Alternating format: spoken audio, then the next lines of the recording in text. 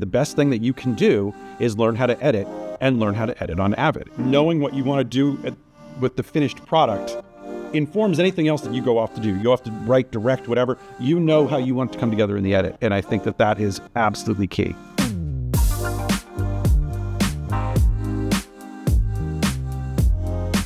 My name is Sean Basaman. I am nominated for a 2024 Creative Arts Emmy for my work on The Voice. What I love the most about The Voice is that at its heart, it's a show about the love of music. I'm a lifelong music fan, so that just resonates deeply with me. Yes, of course, it's a competition show, and we have our rounds, and we have people have to go home, and there's a prize at the end, and all of those great things. But ultimately, you only care about those things because you care about the people who are in the competition and their love of music and who they are and where they come from. And so I love the fact that we're able to celebrate, not only, like I said, the love of music, but also all different kinds of music and all the different kinds of people who make music.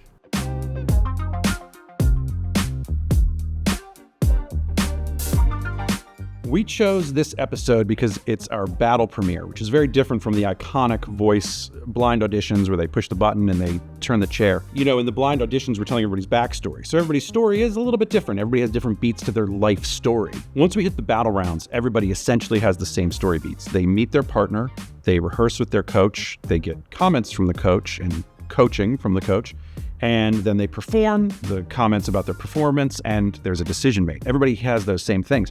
So varying it up, over the course of a 2-hour episode where you have 12 of those pairings is a challenge, and it's a really fun one. And the way that we solve that, we organically lead into who they are and what happened. We don't try to make any story fit a certain box other than making sure that we hit those beats. If they had a really good connection with the coach, we lean into that and we explore that a lot. Or if they have a really good connection with their partner or a connection to the song, whatever their connection to the music is, that's what we explore. And through that, it doesn't feel samey from each one.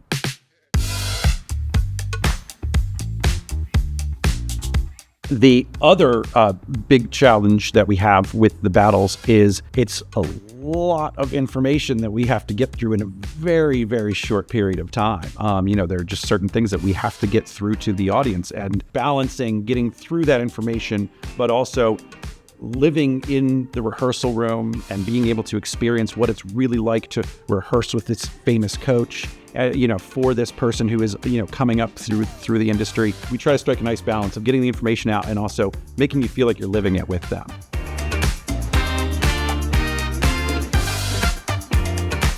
I found out about the nomination because I got a text from our co-executive producer saying congratulations. And I was in the middle of getting my 6-year-old ready for camp. So I said, what for? Because I had completely lost track of the date and when the Emmy nominations were coming out. My reaction was total shock and surprise, obviously on multiple levels.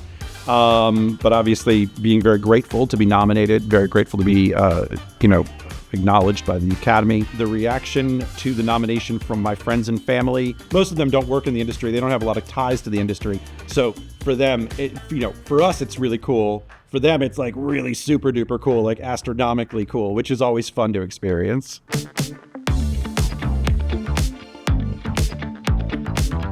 The tool in Media Composer that helps us the most, not only with this episode, but throughout our entire run on The Voice, is, I think, Script Sync is the biggest thing that saves us. We have a really great rule on The Voice, which is that we don't change anything anybody says. We very much present people as they are. We are very factual on our show, which I love. I love the fact that we don't manipulate reality to make people look a way that they're not.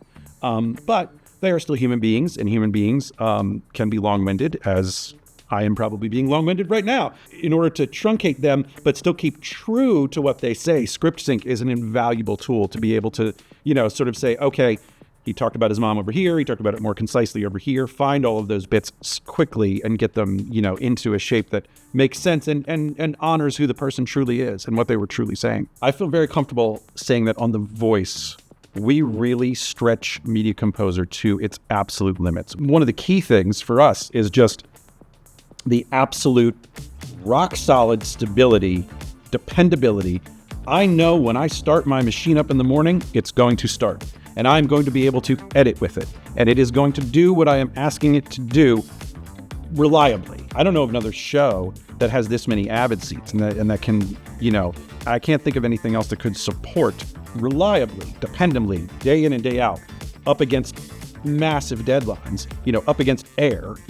I can't think of anything else that would support this many people pounding on, the footage and the system and the software day after day after day as reliably as Avid does.